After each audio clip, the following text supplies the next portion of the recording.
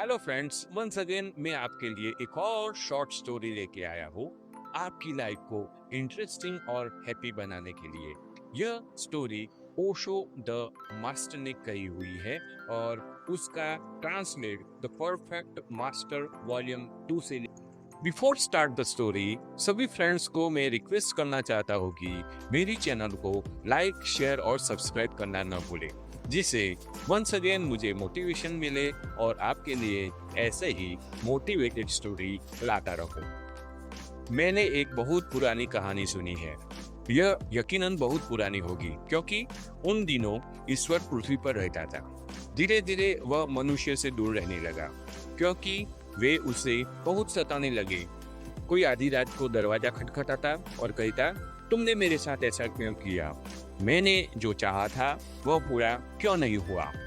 सभी ईश्वर को बताते थे कि उसे क्या करना चाहिए। हर व्यक्ति प्रार्थना करता था और सभी की प्रार्थना विरोधाभास थी। कोई आकर कहता, आज धूप निकलनी चाहिए क्योंकि उसे कपड़े धोने हैं। कोई आकर कहता, आज बारिश होनी चाहिए क्योंकि उसे पौधे रोपने हैं। अब ईश्वर क्या करे? यह सब उसे बहुत उलझा रहा था। वह पृथ्वी से चला जाना चाहता था। उसके अपने अस्तित्व के लिए यह जरूरी हो गया था। वह अदृश्य होना चाहता था।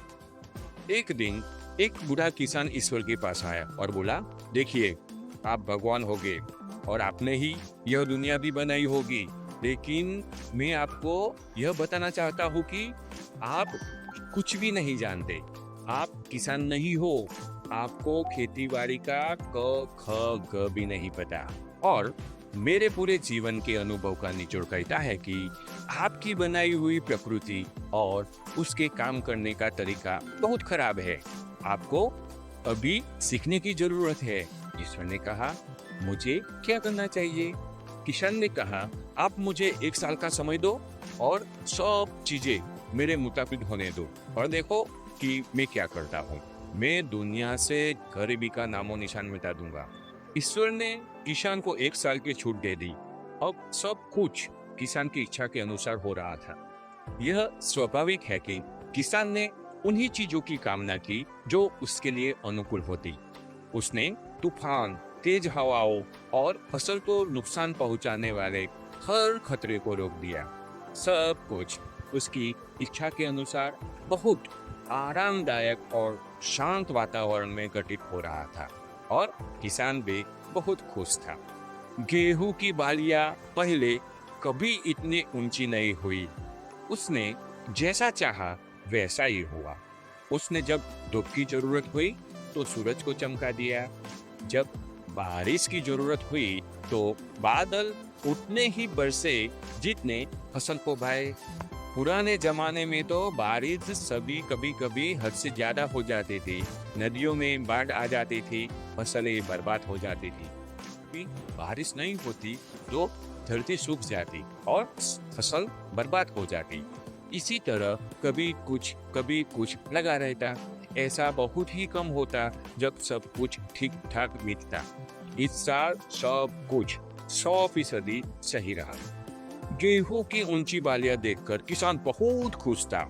वह ईश्वर से जब कभी भी मिलता तो यही कहता, आप देखना, इस साल इतनी पैदावार होगी कि लोग 10 साल तक आराम से बैठकर खाएंगे।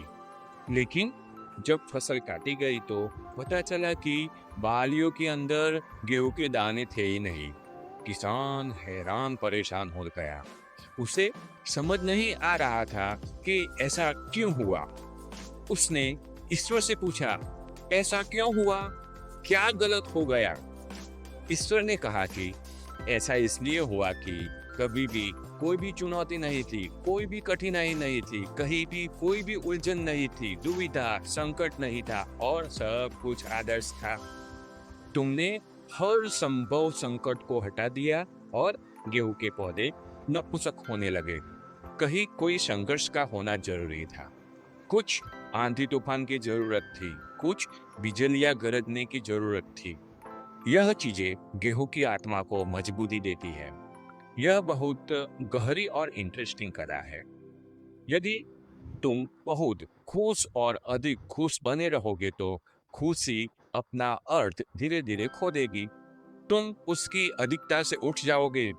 हमें खुशी इसलिए अधिक रास आती है क्योंकि जीवन में दुख और कड़वाहट आती जाती रहती है। तुम हमेशा ही मीठा मीठा नहीं खाते रह सकते, कभी कभी जीवन में नमकीन को भी चखना पड़ता है। यह बहुत जरूरी है।